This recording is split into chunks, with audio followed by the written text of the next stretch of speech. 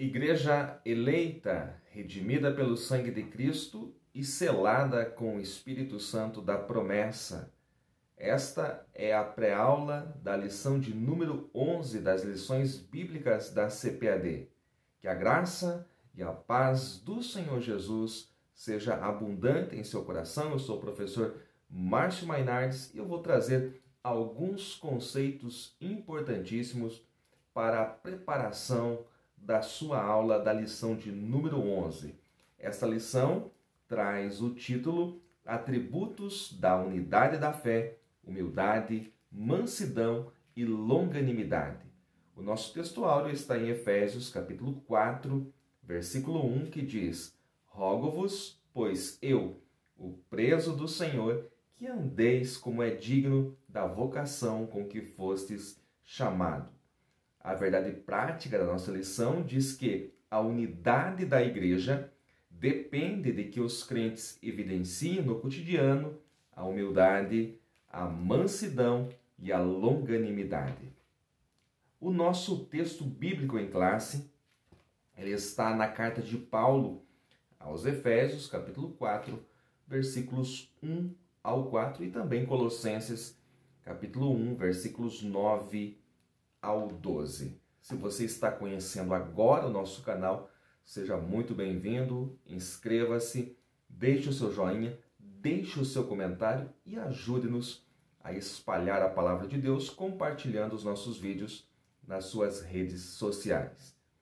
No primeiro momento, eu sempre me preocupo em definir a palavra-chave, unidade, mas nós já falamos deste tema na lição de número 9. Se você não acompanhou a pré-aula 9, lá nós definimos, mas deixa eu voltar aqui um pouquinho repetindo este tema, unidade. Esta palavra ela vem do latim unitas, que fala daquilo que é único ou indivisível. No Novo Testamento grego, a palavra é enotes, que fala de unanimidade, fala também de consentimento. Esta palavra é encontrada em Efésios, capítulo 4, versículos 3 e também o versículo 13.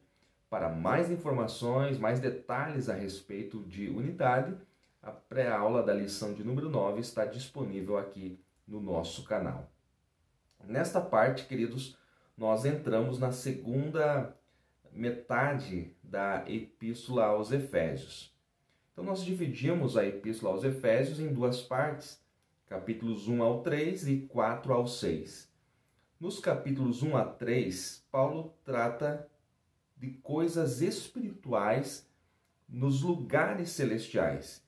E nos capítulos 4 a 6, ele passa a tratar de coisas práticas. Ele fala da vida cotidiana, ele fala da igreja local, do lar, da sociedade e da guerra que o cristão trava diariamente. Ele fala disso no capítulo 6.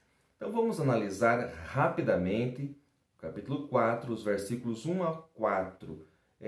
Nesta pré-aula eu não vou tratar aqui dos versículos da carta aos Colossenses, que é o capítulo 1, versículos 9 ao 12, por questão de tempo, mas eu vou deixar aqui alguns detalhes importantíssimos nos 4 versículos da carta aos Efésios. Vamos começar então. No versículo 1, Paulo diz assim: Rogo-vos, pois eu.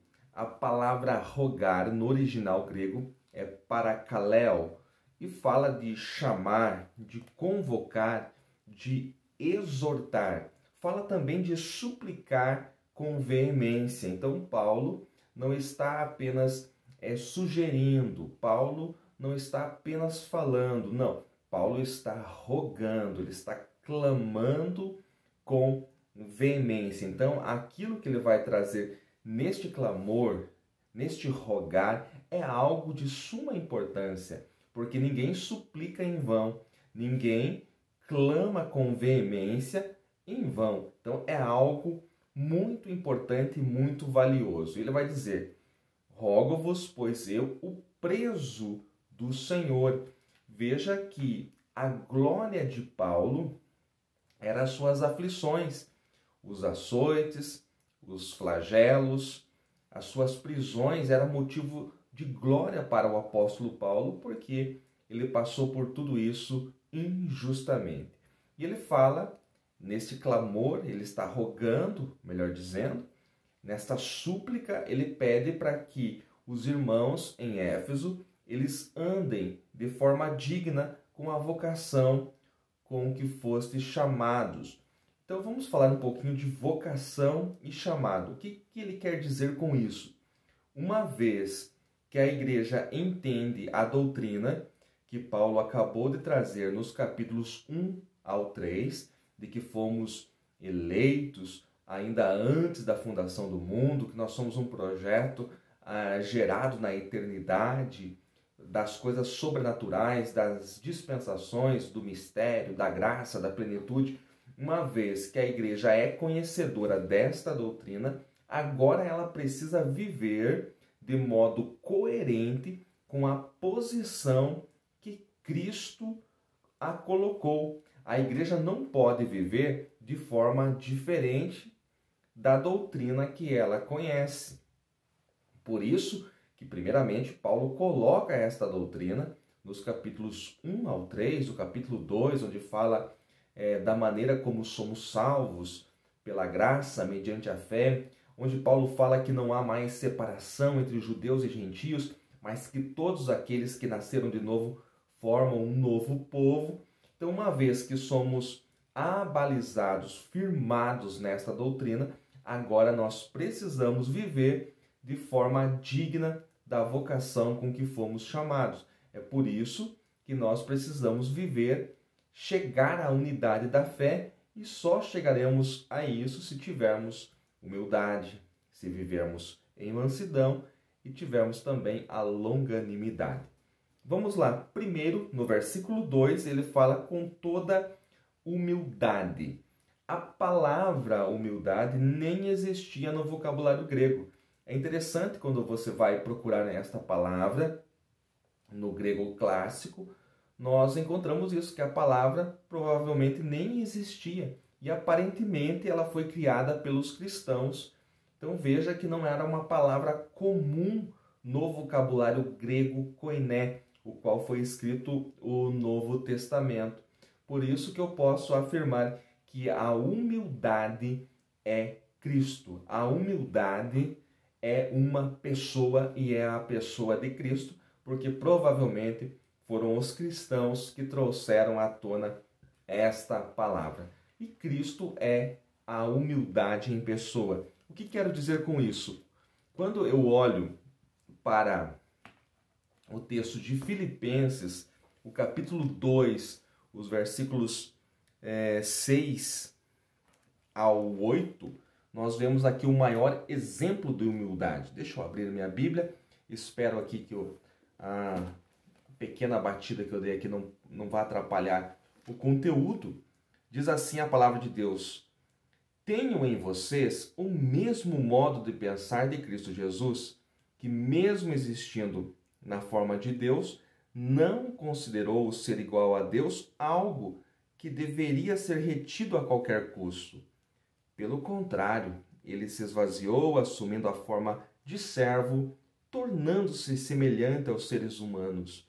E reconhecido em figura humana, ele se humilhou, tornando-se obediente até a morte e morte de cruz. Este é o maior exemplo de humildade que nós temos na Bíblia Sagrada. Mas, a seguir, ainda no versículo 2, nós encontramos a palavra mansidão. Com toda a humildade, mansidão. Mansidão é a capacidade de expressar o seu propósito em meio a grande contrariedade, sem se alterar. Vou repetir. O que é mansidão, para que você possa anotar? Mansidão é a capacidade de expressar o seu propósito em meio a grande contrariedade sem se alterar. Ou seja, você está enfrentando uma ferrenha oposição de forma injusta e mesmo assim você consegue manter o controle. Então, mansidão é poder sob controle. Mansidão não é fraqueza. Quem é manso não é aquele que nós dizemos que é um coitadinho, não. Mansidão não é sinônimo de fraqueza. Mansidão é poder, mas sob controle. É aquele que controla-se aquilo que tem, porque sabe quem é, sabe que é um cristão, sabe que tem que demonstrar o fruto do Espírito. Com toda a humildade, mansidão e longanimidade. O que é longanimidade? Capacidade de frear a ira, de dominá-la por muito tempo. Então, longanimidade é a capacidade de segurar a ira e de dominá-la por muito tempo. Fala também de resistência, porque para dominar a ira durante muito tempo precisa ter resistência, precisa ter perseverança no equilíbrio. A pessoa que tem essas características, o cristão que tem essas características da humildade, da mansidão e da longanimidade, ele é um cristão equilibrado. O texto ainda diz: suportando-vos uns aos outros, perdoar as faltas e fraquezas dos outros, amor em relação àqueles que não nos consideram e ainda nos perseguem e nos envergonham. Eu vou repetir isso porque é muito forte. O que quer dizer este suportando-vos uns aos outros? Perdoar as faltas e fraquezas dos outros e amar. É o amor em relação àqueles que não nos consideram, isto é grave, e ainda nos perseguem e nos envergonham. Olha, esse é o mandamento de Cristo. Cristo fez uma releitura da lei. Ele diz, na lei dizia, amai, amai aqueles que vos amam e odiai os vossos inimigos. Mas eu digo diferente. É para vocês amar aqueles que vos perseguem. Então esse é um princípio cristão, por mais estranho que ele pareça no mundo de hoje, onde as pessoas são vingativas, onde queremos retribuir aquilo que as pessoas nos fazem. Então nós precisamos entender o que é que a palavra de Deus diz. Versículo de número 3 diz lá: procurando guardar a unidade do Espírito pelo vínculo da paz.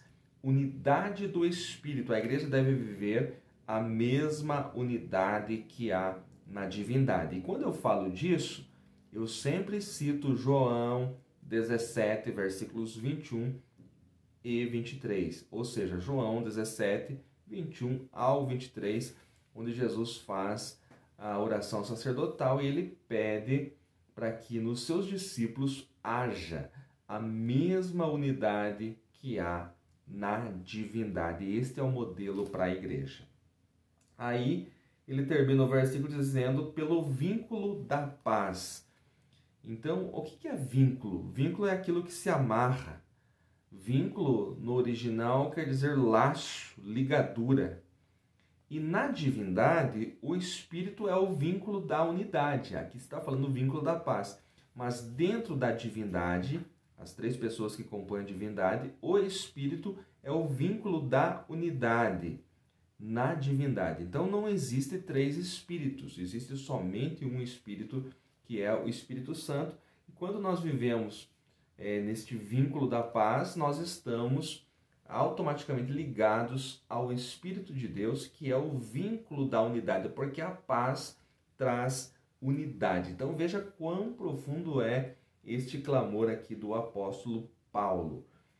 No versículo 4, e este muito importante e muito conhecido: há um só corpo, um só Espírito, como também foste chamados em uma só esperança da vossa vocação.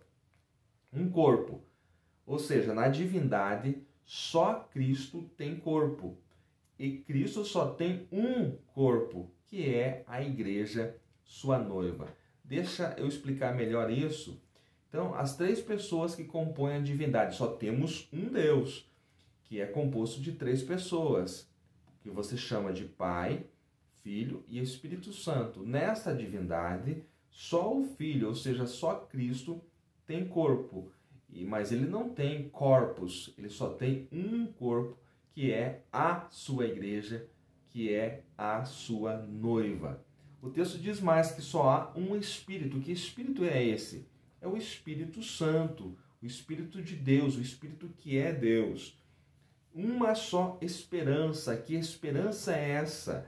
Temos o penhor e a promessa da herança eterna, a plenitude do reino de Deus. Temos o penhor, que é o Espírito Santo em nós, e carregamos esta promessa da herança eterna, que é a plenitude do reino de Deus, que concretizará na consumação de todas as coisas.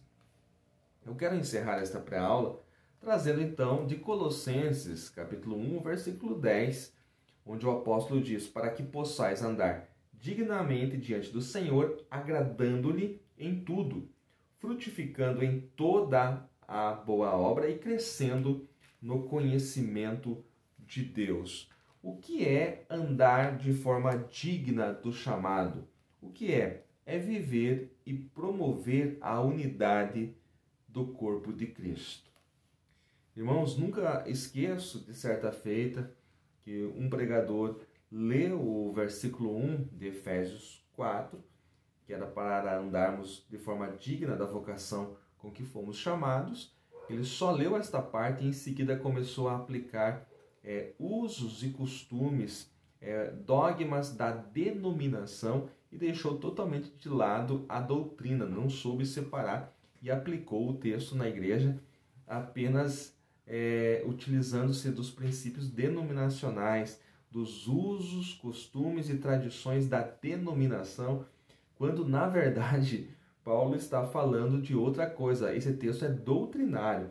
Então, para que você entenda o que é a vocação com que fomos chamados, ora, ele está dizendo nos versículos seguintes. Então, você precisa ler os versículos seguintes, ler os versículos anteriores também do capítulo 3, para sabermos do que é que Paulo está falando. Então, o que é andar de forma digna?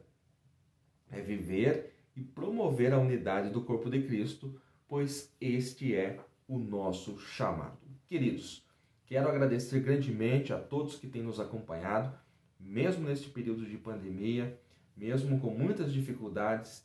Alguns irmãos estão nos acompanhando, é claro que um grupo bem menor. Nós temos visto aí pelo número de visualizações que outrora tínhamos e agora estamos sentindo a falta de muitos irmãos, mas temos um grupo que está aí estudando, que não deixou de estudar a palavra de Deus e que Cristo os recompense ricamente em nome do Senhor.